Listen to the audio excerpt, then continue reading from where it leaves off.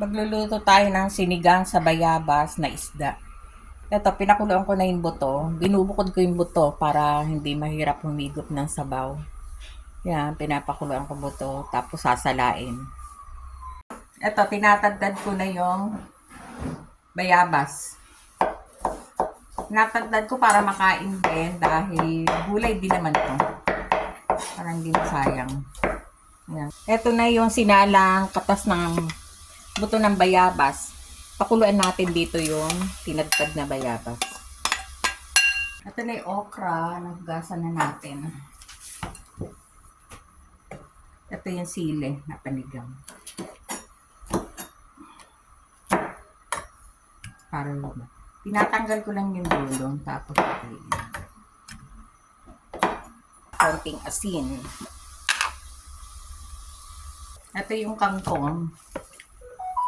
Himayin na natin.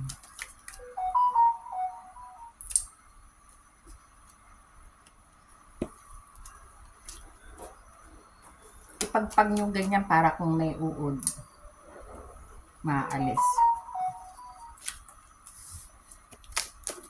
At itangkay, sinasama ko. Ayan yung tangkay.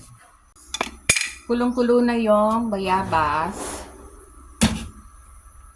Lagay na natin yung isda. Ito, salmon to, tsaka bangus.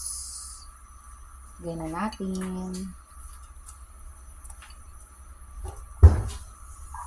Sama na rin natin yung mga gulay, sili, tsaka okra.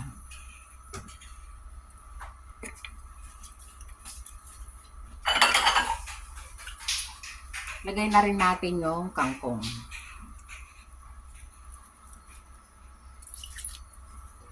Pakuluan lang natin. Ayan.